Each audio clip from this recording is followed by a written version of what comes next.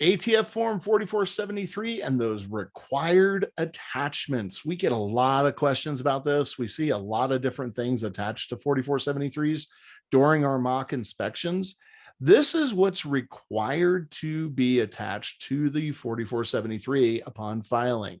All right, so make sure that these things are definitely affixed, attached to the 4473 if you're printing them off, or if you're saving them electronically, they must be included in that permanent record. So make sure that you're including all of these documents that are required to be attached to the 4473.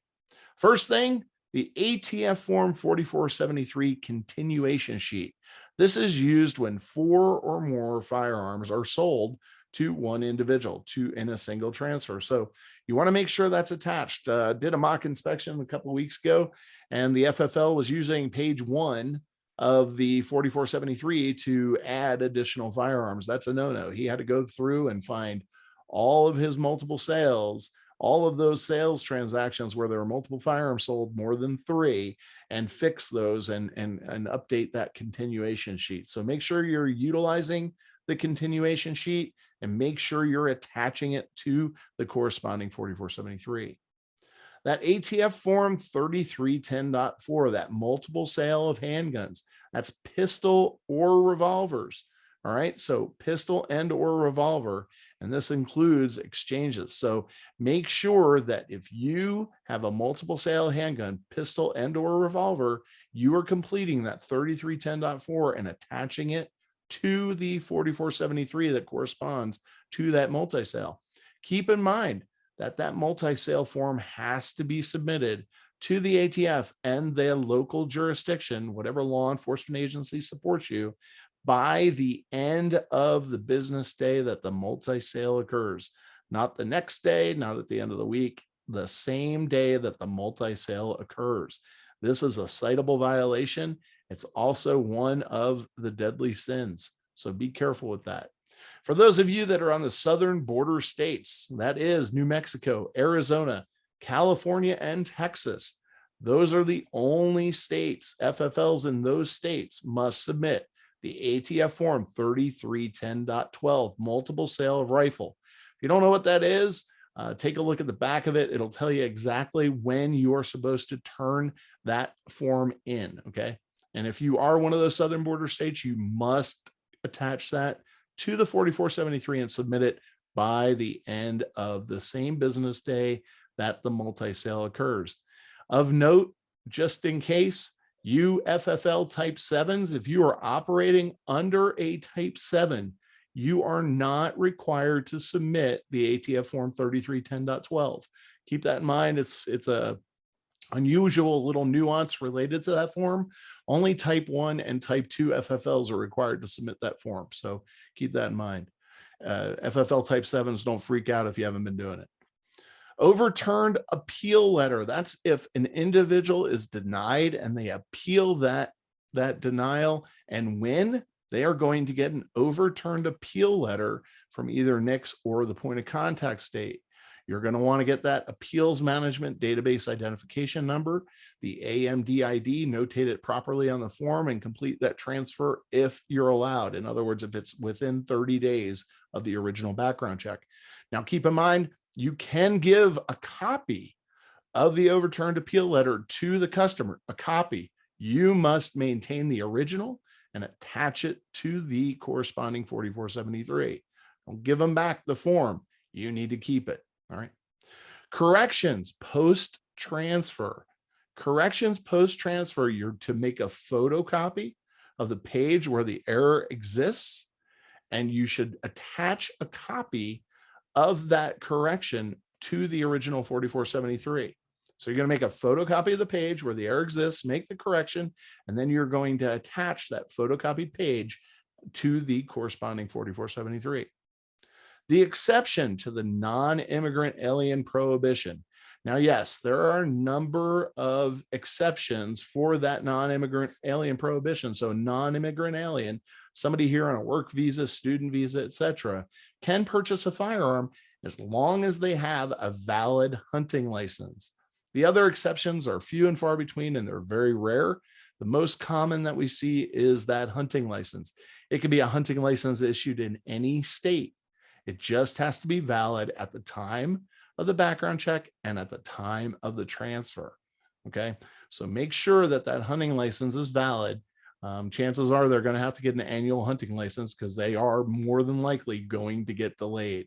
So you want to make sure that hunting license is valid at the time you run the background check and at the time you do the transfer. All right. And that's really the only time you're going to see this is those non-immigrant aliens that have a hunting license. The other exceptions are just never going to happen. I've never seen one in all my years of doing this. Last item that must be attached, is a required attachment, is a perjury statement. This one might be a little bit rare, but some of you may see this if you're dealing with Ducks Unlimited, Boy Scouts of America, etc. That perjury statement.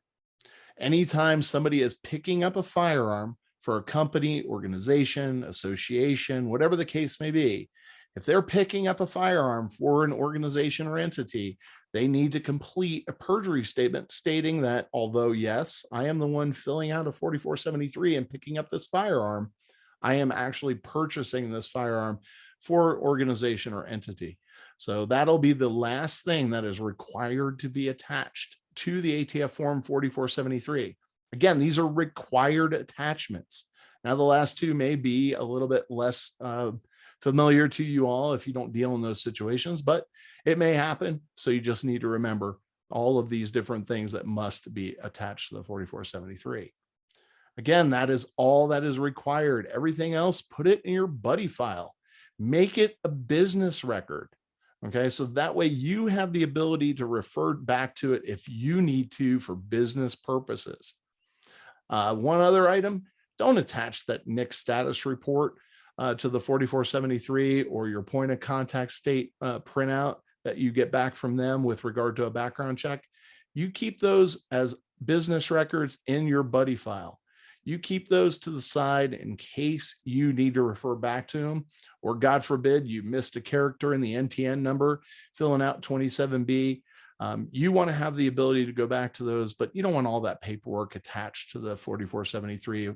It becomes unbearable when you're doing an inspection for the ATF. You want them to spend about 15 to 30 seconds on a 4473. We want to make it as quick as possible so they get through the inspection quickly and you get through the inspection quickly as well. And they're in and out in unbelievable time. Yeah, Jesse, just a couple of quick items because I think we'll get questions on it. But yes, 2 years ago, before Biden's administration, ATF Zero Tolerance Program came into play, we were telling you to attach the NICS verification or NICS status sheets to your 4473s. And that was our initiative to get you guys to at least print them and utilize them for your records. But now the ATF inspectors are using those against you because they're not a required document. We're saying don't attach them. Now they're looking at those to see if you enter driver's licenses numbers correctly on the NICS check, on the background check, or your date of birth, if it was correct, or if you spelled the names correctly. So they're actually using it as evidence against you to find variances and discrepancies between the form and what was actually input to NICS. Maybe as a middle initial versus a middle name, that type of thing. So again, no longer attach those to your 4473s. A couple clarifications on the 3310.4. We mentioned it here because we've had a couple revocations on this. Customer comes in, buys a gun today, takes it home, doesn't function correctly, comes back tomorrow and exchanges it. That counts as, or maybe the day after tomorrow. Within 5 days, that counts as 2 transfers, even though there's only a net transfer of 1 gun. It does occur. Every transfer is a transfer. So if you got questions on that, give us a call. And there's still some confusion in Texas, you guys in Texas. There was a time when, and this was many years ago, when the ATF would tell you if you were subject to the 3310.12 program. Now it's all FFLs in Texas are required to send those forms in on any multiple sales of qualifying long guns. If you need more information on that, let us know. It's not all long guns, it's qualifying long guns.